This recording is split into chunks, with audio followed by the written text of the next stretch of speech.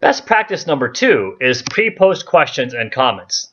And what this means is that there is a way that you can create and post comments and questions into the course before the course starts, or actually again in that asynchronous manner, which means not at the particular time that you want it there, but during a window of time when it becomes effective for the students. Here what we mean is posting additional comments for the students at the beginning of the course, beginning as well as beginning of the workshops. So both beginning of the course and during the beginning of the workshops. Well, this may not seem like interaction. Posting these opening or introductory comments shows the students that you're engaged and the information comes to them at the proper time, so it does actually appear to them as if you are being more attentive into the course. You can also point out trouble areas that have occurred in prior classes and even acknowledge that. For example, you may write in one of your introductory announcements or in a workshop announcement that many students in the past have struggled with the compare and contrast in discussion 3.3. Please keep in mind that a compare and contrast is a special type of analysis that compares similarities and contrasts differences. When you read the assignment, you will note the two different methods discussed. Please be sure your post has both the compare and contrast clearly identified. Now, if you post that as an announcement or as in the course forum as additional help for the students, they're going to focus on that as a troubled area. It also reduces the likelihood of any particular student missing the assignment completely. So this is actually activity, although it's not necessarily interaction. It does show that you're active in the course by providing additional content and additional scholarly tone and additionally scholarly help to help the students be successful. Now, a great feature of our current platform is that you can do these types of introductions and announcements, and those announcements can be posted at the beginning of the course and actually become active to the students at a particular date. So if you knew that was a problem in Workshop 3, because you've taught this course before, you could actually create that announcement and post it at the beginning of the course and actually set it to open up during Workshop 3, right at the beginning of Workshop 3, so it'll become active with the students when they need it. Now, this doesn't really count as activity during the workshop since you're not actively posting during the workshop, but it certainly counts as providing additional input and sources and resources to the students, which is something that they need and they require to become successful themselves. Another option is to post additional questions to the whole class in the discussion forums. Some of us title these "Please Read and Respond" when we post an actual discussion topic ourselves inside one of the pre-established discussion questions.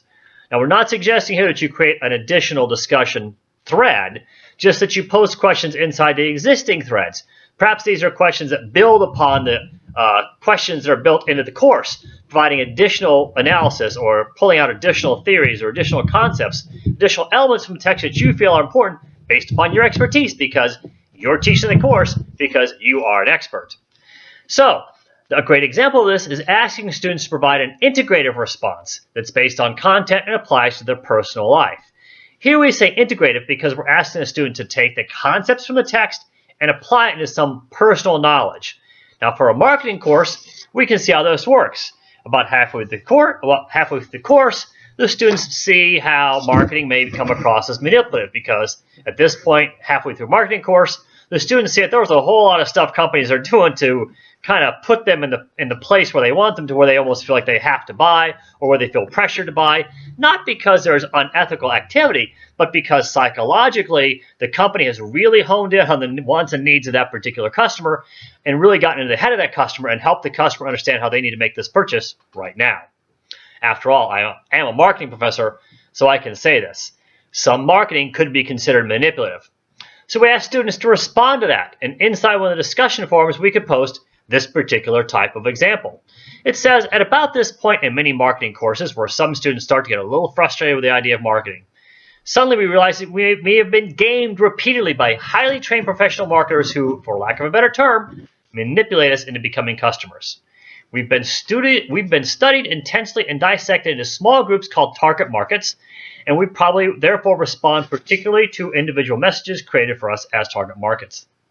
We've been provided those messages that resonate with our culture, our personality, our gender, age, background, education, hobbies, and aspirations. And with all the science in marketing, including psychology and communication, is it any wonder we're a consumer society? Now that you've studied marketing for a while, what do you think? Now see, there is the integrative response. We just throw out some additional content based on things they've read in the book, and now we're asking for their personal opinion. Go on to say, do you feel that you've been used as a puppet, or at least led like a horse from time to time? Do some of your past purchases now seem less fulfilling now that you understand how you were identified and then taken through a purchasing process? Do you feel a little less important now to that company now that you realize what it's trying to do with all that data it's collecting on you? Please share some thoughts now as a person and consumer now that you know more about what's going on behind the scenes. So what this does is this additional interaction allows you to pull the students into a less formal discussion, which really has no right and wrong answer because you're asking the students to add personal experiences based upon content that they've been using and reading and accessing through the actual readings. Just like in a classroom, this can become a free-flowing discussion where you would look at a student, ask them a question, and go to the next student, ask them a question, and the next student in a live, rolling fashion. So please note that you cannot eliminate an assignment and that this type of a response does not replace an existing assignment because we're not allowed to do that as adjunct faculty. What it is designed to do is add additional work within reasoning to enhance the learning process, which also ties later on to other parts of the video series in terms of best practices, especially in the next case, even where it says develop a pattern.